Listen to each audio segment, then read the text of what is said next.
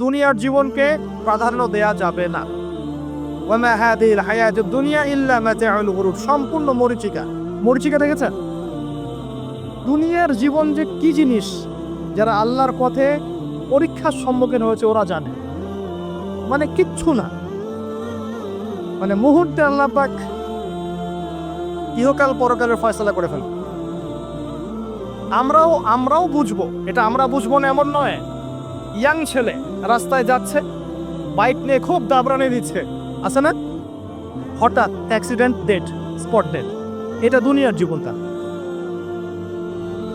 সারা জীবন দুনিয়ার পিছনে ছুটেছে, শেষ বয়সে হতাশ, কিছুই পেলাম না।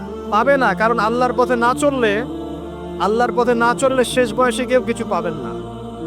যন্ত্রণা, হতাশা, গ্লানি ছাড়া। তখন দেখবেন আত্মহত্যা করে শেষ। দেখবেন অনেক প্রতাপশালী বাচ্চা বড় বড় লেকচার দিচ্ছেন, হঠাৎ রাস্তায় হাঁটতে হাঁটতে ডেড।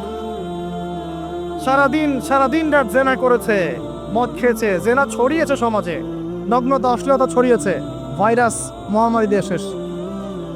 দুনিয়ার জীবন কি জীবন?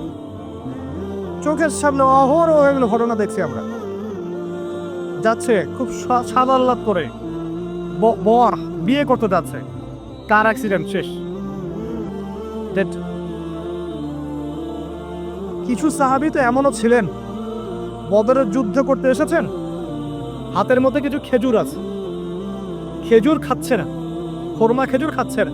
তখন নবী সাল্লাল্লাহু আলাইহি ওয়াসাল্লাম দাঁড়িয়ে ভাষণ দিচ্ছে না যে ওয়াসাবিকু ইলা মাগফিরাতিন মির রাব্বিকুম ওয়া জান্নাহ, ওই যে আয়াতটা আছে, তোমরা এগিয়ে চলো তোমাদের রবের ক্ষমার দিকে এবং জান্নাতের দিকে, আরদুহা কাআরদিস সামাই ওয়াল আরদ, যার প্রশস্ততা আসমান এবং জমিনের সমান। সাহাবী খেজুর খেতে খেতে খেজুরটা ফেলে দিলেন। আরেকজন সাহাবী জিজ্ঞাসা করলেন যে খেজুরটা ফেলে দিলেন কেন? তিনি বলছেন এই খেজুরগুলো খেতে অনেক সময় লেগে যাবে। নবী সাল্লাল্লাহু আলাইহি ওয়াসাল্লাম এমন কথা বলেছেন, এটা শোনার পরে আমি আর এক সেকেন্ড নষ্ট করতে যাচ্ছি না। খেজুর ফেলে দিয়ে যুদ্ধে ঝাঁপিয়ে পড়লেন, দেন শহীদ হয়ে জান্নাতে চলে গেলেন। তারাও তো মৃত্যুর স্বাদ গ্রহণ করেছেন, তাই না? সুমাইয়া রাদিয়াল্লাহু আনহা, আবু জাহেল তাকে নির্যাতন করছে, তার লজ্জাস্থানে বর্ষা ঢুকিয়ে দিয়ে, চিন্তা করতে পারেন, লজ্জাস্থানে বর্ষা নিক্ষেপ করে হত্যা করলো। সুমাইয়া রাদিয়াল্লাহু আনহা দেখতে কালো বর্ণের, চেহারা সুন্দর নয়, হয়তোবা আপনার মতো সুন্দর নয়, জান্নাতে এখন হাসছে ইনশাআল্লাহ তাআলা। তার স্বামী ইয়াসের, আবু জাহেল তাকে পিটাতে মেরে ফেললো, সে মারা গেল, শহীদ হয়ে গেল। অনেক ওলামায়ে কেরামকে, ইমাম, মুস্তাহিদ, মুহাদ্দিস দেখবেন সারাটা জীবন এত মেহনত করেছেন দ্বীনের জন্য, বিয়ে শাদী করার সময় পারলেন। এমনও আছেন ইমাম এবং মুহাদ্দিস, জীবন তো তাদেরও ছিল। শুধু সাহাবী কেন, তাবেঈদের দিকে তাকান, তাবেঈন তাকান, আমাদের চার ইমামের দিকে তাকান। আবু হানিফা রাহিমাহুল্লাহ শেষ বয়সে জেলখানায়, কথিত আছে 20 প্রয়োগে তাকে হত্যা করা হয়েছে। তার টাকার অভাব ছিল না, তিনি কিন্তু আমার মতো হতদরিদ্র ছিলেন না। আল্লাহ পাক তাকে সম্পদও দিয়েছিলেন, সমস্ত সম্পদ বিলিয়ে দিয়েছেন দ্বীনের জন্য। ইমাম শাফিঈ রাহিমাহুল্লাহ, তার দিকে তাকান। আহমদ বিন হাম্বল রাহিমাহুল্লাহ, তার দিকে তাকান। তাকে পিটানো হচ্ছে আর বাগদাদের রাস্তায় দৌড়ানো হচ্ছে, কারণ সমাজের মানুষ ফতোয়া দিয়েছে একটা, তিনি ফতোয়া দিয়েছেন আরেকটা। ওই যে হিল্লা প্রথা আর ঠিকা বিবাহ নিয়ে আর কি। তিনি বলছেন, ইলামু ইয়া আহলা বাগদাদ, হে বাগদাদের মানুষটা জেনে রাখো যে আমি কোশ্চিনকালেও এই প্রথাকে জায়েজ করলাম না। তোমরা চিনে রাখো যে আমার নাম আহমদ। জীবন তাদেরও ছিল। ইমাম মালিক রাহিমাহুল্লাহ, তাকে এত মার দেওয়া হয়েছিল, হাত বাঁধতে পারতেন না নামাজের মধ্যে, নামাজে হাত বাঁধতে পারতেন না। সাহাবীদের থেকে নেন, তাবেঈ থেকে নেন, তাবেঈ থেকে নেন, মুস্তাহিদ ইমাম থেকে নেন, দুনিয়ার জীবন তারাও কিন্তু ভোগ করেছেন, আর আমরাও ভোগ করছি। আমাদের ভোগের সিস্টেমটা দেখেন, তাদের ভোগের সিস্টেমটা দেখেন। আমরা বাঁচছি দুনিয়ার জন্য, তারা বেঁচেছে পরকালের জন্য। আমরা দুনিয়ায় বাঁচছি দুনিয়ার জন্য, দুনিয়ার একটা চাকরি, একটা ব্যবসা, একটা পরিবার, একটা স্ট্যাটাস, বাড়ি গাড়ি, টাকা কড়ি, সম্পত্তি, এগুলোর জন্য। কিন্তু তারা বেঁচেছেন আল্লাহর জন্য, পরকালের জন্য। যে ব্যক্তি দুনিয়ার জন্য দুনিয়া করে, আল্লাহ পাক তাকে ইহকাল পরকাল দুনিয়া নষ্ট করে দিবেন। যে ব্যক্তি পরকালের জন্য দুনিয়া করবে, আল্লাহ পাক তার দুনিয়া গুছিয়ে দিবেন, আখিরাতও গুছিয়ে দিবেন ইনশাআল্লাহ। প্রথম কথা হচ্ছে এই যে দুনিয়ার জীবনকে প্রাধান্য দেওয়া যাবে না। দুনিয়ার জীবনের প্রতিটা কাজ আপনি একটা উদ্দেশ্যই করবেন, সেটা হচ্ছে আল্লাহর সন্তুষ্ট। বিয়ে শাদী করেছি কেন? আল্লাহর জন্যে। পরিবার গঠন করেছি কেন? আল্লাহর জন্যে। সন্তান নিয়েছি কেন? আল্লাহর জন্যে। দিন শিখেছি কেন? ইলম শিখেছি কেন? আল্লাহর জন্যে। চাকরি কেন করি? আল্লাহর জন্যে। প্রতিটা কাজ ইবাদত হবে যদি আপনি মুহাম্মদ সাল্লাল্লাহু আলাইহি ওয়াসাল্লামের তরিকা মেনে চলেন। ওয়া মা খালাকতুল জিন্না ওয়াল ইনসা ইল্লা লিয়াবুদুন, শুধুমাত্র ইবাদত করার জন্যই আল্লাহ পাক জিন এবং মানুষ জাতিকে সৃষ্টি করেছেন। আপনাকে আল্লাহ পাক এই হায়াতটা দিয়েছেন এবং বাকি সময়টা চিন্তা করেন আগামী 30-40 বছর কিভাবে কাটাতে চান। দুনিয়ার জন্য বাঁচবেন না আল্লাহর জন্য বাঁচবেন? যদি আল্লাহর জন্য বাঁচতে চান, সর্বশেষ হেদায়েত আল কোরআন এবং সর্বশেষ নবী মুহাম্মদ সাল্লাল্লাহু আলাইহি ওয়াসাল্লাম, এর বাইরে কিচ্ছু নাই ভাই। সারা দুনিয়ার মানুষ মিলে যদি বলে যে কোরআন সুন্নাহর মধ্যে আছে সুদ হারাম, কিন্তু সুদ হালাল, হালাল হালাল, পশ্চিমকালে হালাল হবে না। সারা দুনিয়ার মানুষ একটা মাঠে যদি এসে বলে সুদ হালাল, সুদ ভালো, পশ্চিমকালে হালাল হয়ে যাবে, হারামই থেকে যাবে। সারা দুনিয়ার মানুষ যদি বলে পর্দা করার দরকার নাই, এটা সেকেলে সেকেলে সেকেলে, এটা সেকেলে হয়ে যাবে না, এটা ফরজ থেকে যাবে। কিচ্ছু নাই কোরআন সুন্নাহর বাইরে, কিচ্ছু নাই। যা আছে দেখছেন বোগাস, যার কোনো ভিত্তি নাই, মানুষের মন গড়া প্রবৃত্তির অনুসরণ। এখন আপনি যখন কোরআন এবং সুন্নাহর কাছে আসতে চাইবেন, তখন কিন্তু আপনি চতুর্দিক থেকে বাধা পাবেন। এই পথ চলাটা এত সহজ হবে না। হ্যাঁ, কাদের জন্য সহজ হবে? যারা প্রোটেস্ট্যান্ট মুসলিম হবে। কি মুসলিম? প্রোটেস্ট্যান্ট মুসলিম। এটা কেমন? মানে ওটাও ঠিক, এটাও ঠিক, সুদ খেলেও হয়, না খেলেও হয়, পর্দা করলেও হয়, না করলেও হয়, নামাজ করলেও হয়, মাঝে মাঝে থাকলেও হয়, যাকাত দিলেও হয়, না দিলেও হয়। মডারেট প্রোটেস্ট্যান্ট মানে কোরআন সুন্নাহয় যা আছে এগুলো কঠিন মনে হয়, মৌলবাদী মনে হয়, এগুলো মানলে তো এই যুগে চলা যায় না, এগুলো ওই যুগের জন্য। এরকম ভর্সনে যারা চিন্তা করবে তাদেরকে কষ্ট পেতে হবে।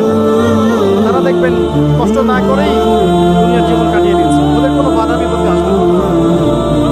আপনি যখন কোরআন সুন্নাহকে আঁকড়ে থাকবেন, কেমন করে আঁকড়ে থাকবেন? মারির দাঁত দিয়ে কামড়ে থাকবেন, নবীজি বলেছেন। মারির দাঁত দিয়ে কামড়াতে বলেছেন, সামনের দাঁত দিয়ে কামড়ালে ছুটতে যাবে, টান দিলে ছিঁড়ে যাবে। মারির দাঁতে কামড় দিলে, টান দিলে সহজে ছিঁড়বে না। এভাবে থাকলে আপনার মাথা আসবে। এখন আপনার সামনে দেখবেন আপনি কিছু ফিতনা এবং কিছু সলিউশন। আপনি নিয়াত করেছেন যে আপনার যে গুনাহগুলো হয়েছে এগুলো থেকে আপনি তওবা করবেন ইনশাআল্লাহ।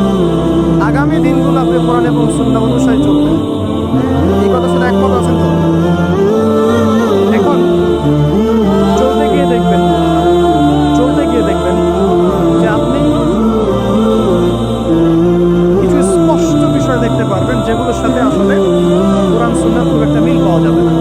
আপনি দেখবেন স্পষ্ট শিরক করছে মুসলিমরা, আপনি দেখবেন স্পষ্ট বিদআত করছে, আপনি দেখবেন হারাম খাচ্ছে। মুসলিম যুবকরা মাদক, পর্নোগ্রাফি, জেনা, প্রিমিক্সিং, আপনার জুয়া, ক্যাসিনো, এই যে আপনার টিকটক প্রজন্ম, এগুলো নিয়ে ব্যস্ত আছে। আপনি স্পষ্ট দেখবেন মেয়েরা বেহায়ার মতো ঘুরে বেড়াচ্ছে। আপনি স্পষ্ট দেখবেন যে আপনি হালালে থাকলে চাকরি পাচ্ছেন। আপনি স্পষ্ট দেখবেন পরিবারের লোকজন কথা শোনে না। আপনি এমনও দেখবেন ওলামায়ে কেরামের মাঝে ঐক্য নাই। এমন দেখবেন, আপনি এমনও দেখবেন যে মানুষ দিনকে দুনিয়ার বিনিময়ে বিক্রি করে দিচ্ছে। আর এমন দেখবেন যারা আপনার উপরে আছে তারা দিন সম্পর্কে তেমন কোনো জ্ঞান রাখেন। এমন জটিল পরিস্থিতিতে আপনি কি করবেন? এরপরে আপনি যখন বিশ্বের দিকে তাকাবেন তখন দেখবেন বিশ্বের সমস্ত পরাশক্তিরা ঐক্যবদ্ধ ইসলামের বিরুদ্ধে। বিশ্বের সমস্ত বড় বড় পরাশক্তিরা ঐক্যবদ্ধ ইসলামের বিরুদ্ধে। দেখবেন আপনি ইসলামের কোনো খিলাফা নাই, দেখবেন কোনো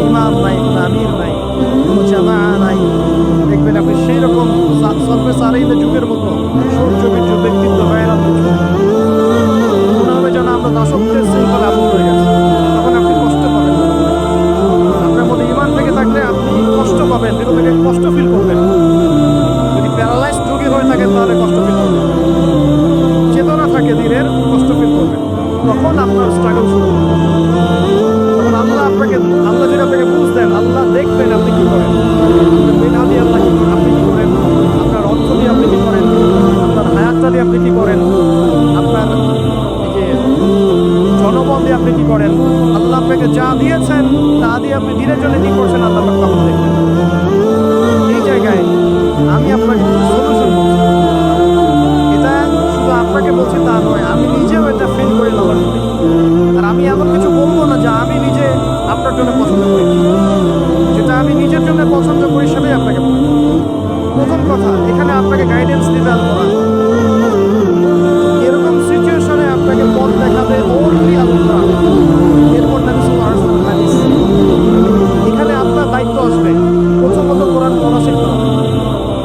প্রথম কাজটা কি ভাই? কোরআন পড়া শিখতে হবে, তেলাওয়াত শিখতেই হবে, নিয়মিত তেলাওয়াত করতে হবে। একটা দিন যাবেন আপনার জীবনে যে কোরআন তেলাওয়াত আপনি করতে ইনশাআল্লাহ বেশি থেকে বেশি করবেন, বেশি থেকে বেশি। আমার পরামর্শ হচ্ছে দিনে এক পারা করে করার চেষ্টা করবেন। এরপর দায়িত্ব চলে আসবে আপনার কোরআন বোঝা। আপনি কিছু অংশ মুখস্থ করবেন, হিফজ করবেন, অর্থটা বোঝার চেষ্টা করবেন, কোরআনের ভাষাটা শেখার চেষ্টা করবেন। এর সব কিছু আপনি বুঝতে পারবেন না, তখন কি করবেন? আলেম ওলামার কাছে যাবেন, তাদের সোহবতে গিয়ে পড়ে থাকবেন। যে বিষয়টা বুঝতে পারছেন না জিজ্ঞাসা করে জেনে নেবেন। এরপর কোরআনের আদেশ নিষেধগুলো আপনি মেনে চলবেন নিজে, নিজের পরিবারে এবং নিজের অধীনস্থদের মধ্যে। এরপরে আপনি থেমে যাবেন না, কোরআনের দাওয়াত আপনি যতটুকু জানেন এটা মানুষের কাছে প্রচার করবেন। মাদ্রাসা করবেন, মসজিদ আবাদ করবেন, মক্তব চালু করবেন, কোরআনের একটা রেভলিউশন ক্রিয়েট করবেন।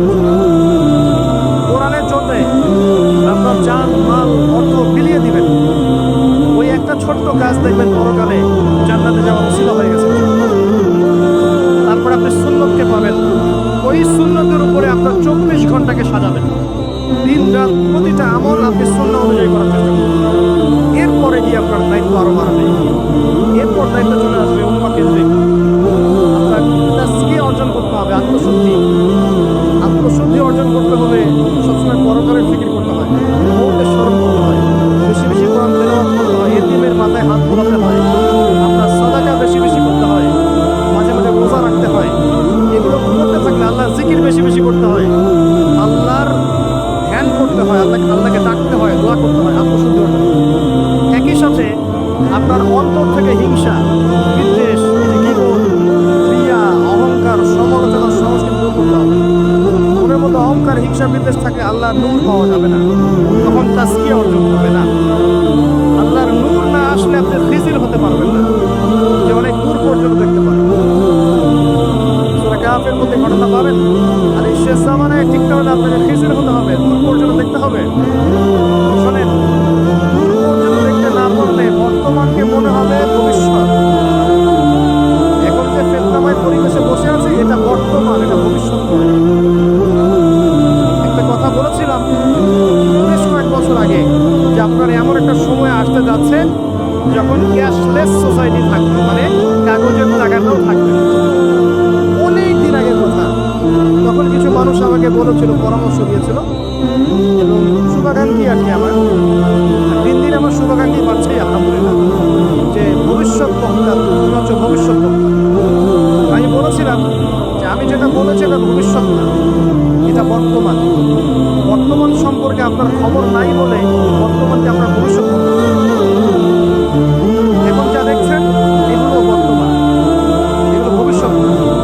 খুব অল্প সময়ের মধ্যে এই পরিস্থিতিগুলো দেখবেন পরিবর্তন হয়ে গেছে। আসেন, যখন ব্যক্তিকেন্দ্রিক কাজ শেষ হয়ে যাবে তখন আপনাকে উম্মাহ কেন্দ্রিক চিন্তা করুন। তাসকিয়া অর্জন করে উলামায়ে কেরামের মাঝে ঐক্যের চেষ্টা করতে হবে। ঐক্যটা হবে মন থেকে। মন থেকে সবাইকে ভাই মনে করলে পরে ঐক্য হবে। যদি মন থেকে সবাইকে নিজের ভাই মনে করতে না পারি, মুসলিম ভাই মনে করতে না পারি, যদি আমি মনে করি আমি জান্নাতের ডিলার, তোমার লিজ লাগলে আসো নিয়ে যাও, ঐক্য কখনো হবে না। অনলাইনে যাবেন দেখবেন সারা দিন কাদা ছড়াছড়ি। আর এমন এমন বিষয়গুলোকে নিয়ে আমরা কাদা ছড়াছড়ি করছি যেগুলো নিয়ে কথা না বললেও পরকালে কিছু যায় আসবে না। এমন এমন ইস্যু নিয়ে আমরা কাদা ছড়াছড়ি করি যেগুলো নিয়ে কথা না বললেও আমার জান্নাত জাহান্নামের ফয়সালা হবে না। এগুলো ওই বিষয় নয়, মৌলিক বিষয় নয়। আর আমরা যখন এগুলো নিয়ে ব্যস্ত থাকি, ইসলামের শত্রুরা দেখবেন ইসলামকে দমন করার আরো 10 ধাপ এগিয়ে যাবে। আমরা ইন্টেলেকচুয়াল হতে পারছি না। ঐক্যের চেষ্টা করতে হবে, যার যার জায়গাটাকে করতে হবে এবং মিসাল, দৃষ্টান্ত নিজেকে স্থাপন করতে হবে। যে নিজে সবার সাথে মিশবো, তখন দেখবেন মানুষ রিসিভ করে নেবে যে হ্যাঁ উনি সবখানেই আসছে, সাম্প্রদায়িক চিন্তা করছে না। বিষয়গুলো হচ্ছে উম্মাহ কেন্দ্রিক চিন্তা করতে ঐক্যের বিকল্প নাই। আর এই রেসপন্সিবিলিটি আমার মতো দায়ীদের নয়। এই রেসপন্সিবিলিটিটা হচ্ছে মূলত ওলামায়ে কেরামের। তারা যখন একত্রিত হবেন, ঐক্যবদ্ধ হবেন, তাদের মধ্য থেকে দেখবেন একজন আমির বের হবে। এবং তিনি যখন নেতৃত্ব দিবেন তখন জনগণ তার পিছনে থেকে ফলো। ধর্মতাত্ত্বিক নেতৃত্বের কথা বলছি আমি। ধর্মতাত্ত্বিক নেতৃত্ব কি পলিটিশিয়ান দিতে পারবে? পলিটিশিয়ানদের কাছে কি ধর্মের সজ্ঞান থাকে? স্বাভাবিক থাকবে না, কারণ তারা পড়াশোনা করেননি এভাবে। তাদের কাছে পলিটিক্সে জ্ঞান আছে। আমি ধর্মতাত্ত্বিক ঐক্যের কথা বলছি, তখন ধার্মিকদেরকেই তো দায়িত্ব নিতে হবে। ধার্মিকদের মধ্যে যারা স্কলার, মৃত্যু বরেণ্য ওলামায়ে কেরাম, তাদের মধ্যে ঐক্যবদ্ধ দরকার। অনুসারীদের মধ্যে ঐক্য দিয়ে লাভ নাই বলবে। ঐক্য লাগবে আগে বড় বড় লেভেলে, তারপরে দেখবেন জনগণ ঠিকই তাদেরকে মেনে নিয়েছে। তখন আপনি দেখবেন একটা ভালো শক্তি আপনি অর্জন করবেন। আদালত যখন আপনি বিক্ষিপ্ত বিচ্ছিন্ন, কেউই আদালতকে মূল্যায়ন করবে। যতই স্লোগান দেন, শোডাউন করেন, হাইওয়াশ করেন, আদতে কিন্তু কেউ মূল্যায়ন করছে না। আর আল্লাহ রাব্বুল আলামিন কোরআনে বলেছেন, এখন এই আয়াত কোথায় আছে আল্লাহ ভালো জানেন। এই আয়াতের বাস্তবতা কোথায় সেটা আল্লাহ ভালো জানেন। ওয়া'তাসিমু বিহাবলিল্লাহি জামিআ ওয়া লা তাফাররাকু, এই আয়াতটা কোরআনের মধ্যে আছে। এটা কোরআনের মধ্যে আল্লাহ পাকের কিতাবের মধ্যে এই আয়াতটা আছে, ওয়া'তাসিমু বিহাবলিল্লাহি জামিআ, তোমরা আল্লাহর রজ্জুকে শক্ত করে ধরো ঐক্যবদ্ধভাবে। আচ্ছা, এটার উপরে আমল না করে আমরা যদি এড়িয়ে যাই, এটা কোরআনের অবমাননা হয় না? এটা কোরআনের অবমাননা হয় না? যখন কোরআনে স্পষ্ট বলা হচ্ছে তোমরা সুদ খেও না, তারপরেও খাচ্ছি, অবমাননা হয় না? আল্লাহ বলছেন যে না ধার কাছেও যেও না, তারপরে বলছি, তখন অবমাননা হয় না? আমরা আবেগ প্রদর্শন করার চাইতে বিবেকবান হয়ে কাজগুলো করলে বেশি ভালো। কোরআনের সম্মান সর্বোচ্চ শিখরে তখনই পৌঁছাবে যখন এর আদেশ নিষেধের উপর আমল করব। আমরা আমল করে দেখাতে পারবো এবং ইনশাআল্লাহ আমরা পারবো। যদি কেউ পারে পৃথিবীতে, শুধু মুসলিমরাই পারবে ইনশাআল্লাহ।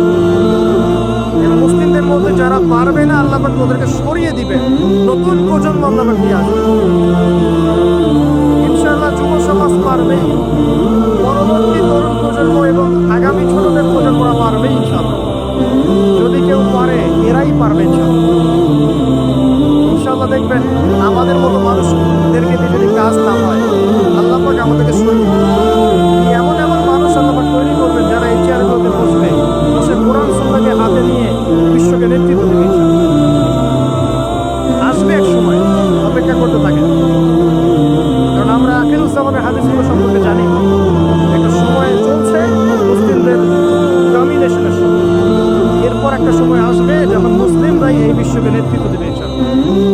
ইসলামই হবে এই বিশ্বের একমাত্র সুপারপাওয়ার। আল্লাহ রাব্বুল আলামিন ওই জেরুজালেম থেকে আরো একবার কিয়ামতের আগে পুরো বিশ্বে ইসলামিক খেলাফা বাস্তবায়ন করবেন ইনশাআল্লাহ। প্র্যাকটিক্যালি আপনার আমার কিছু কাজ আছে, ইলম অর্জন করা আমাদের কাজ। আমাদের এত বড় বড় কাজ নাই, আমাদের যতটুকু সামর্থ্য এতটুকু কাজ আছে। আমাদের কাজ আগে ইলম অর্জন করা, আমাদের কাজ জানা অনুযায়ী আমল করা, ওলামায়ে কেরামের সাথে সম্পর্ক রাখা, মাদ্রাসার সাথে সম্পর্ক রাখা, জ্ঞানের চর্চা করা, হালাকাগুলো বাড়ানো, ইমানের চর্চা করা। আমাদের কাজ পরিবারগুলোকে সংশোধন করা। যদি কথা না শোনে ছেড়ে দেন, একক পরিবার গঠন করেন। বুঝাতে বুঝাতে যদি দেখেন যে আপনার পরিবার লূতের স্ত্রীর মতো হয়ে গেছে বা নূহ আলাইহিস সালামের স্ত্রীর মতো হয়ে গেছে, তার ছেলের মতো কথা শোনে না, ছেড়ে দেন, আপনি আলাদা থাকবেন। তাও ইমানের সাথে আপোষ করেন। আসহাবুল কাহফ, সমাজ, পরিবার সব ছেড়ে দিয়ে চলে দেন, সব ছেড়ে দিয়ে চলে। যখন কেউ কথা শোনে না, একাই থাকতে হয় আল্লাহর রসুল। আল্লাহ পাক ইব্রাহিম আলাইহিস সালামকে বলেছেন তুমি একাই একটা উম্মাহ। ইব্রাহিম তুমি একাই একটা উম্মাহ। আমাদের কিছু কাজ আছে ভাই, ইমানের চর্চা করা, ইলম অর্জন করা, ওলামায়ে কেরামের সোহবতে যাওয়া, তাজকিয়া, আত্মশুদ্ধি অর্জন করা, অন্তরে আল্লাহর নূর পাওয়ার চেষ্টা করা, বেশি থেকে বেশি ইবাদত করতে থাকা, সময়কে মূল্যায়ন করা। এখানে থাকতে আসিনি, আমি আপনি এখানে থাকতে আসিনি। আজকে থেকে 50 বছর পরে, 100 বছর পরে এখানকার একটা মানুষও বেঁচে থাকবে না। এখানে আমরা বসে আছি যারা, কেউ থাকবে না, এই বিশ্বের কোনো নেতা থাকবে না। আজকে থেকে 100 বছর পরে এই ন্যাটো, জাতিসংঘ, হাবিজাবি কিচ্ছু থাকবে না। আপনি বিশ্বের যত পরাশক্তি দেখছেন এগুলো কিচ্ছু থাকবে না। এই পৃথিবীর যে মানুষগুলো এখন বেঁচে আছে 100 বছর পরে কেউ থাকবে না। এখন মনে হচ্ছে এরাই সব, কিন্তু সব না।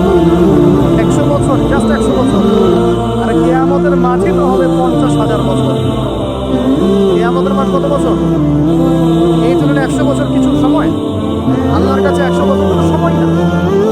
100 বছর পর কিচ্ছু থাকবে না। কোনো আমি আপনি কেউ না, আমি আপনি কেউ থাকবো না। এই দুনিয়ার জীবনটাকে মূল্যায়ন করেন, গুছিয়ে নেন। আপনি জীবনে প্ল্যান করেন আগামী 5 বছর আপনি কি করতে চাচ্ছেন, কতটুকু করতে চান, কি কি সনদ অর্জন করতে চান।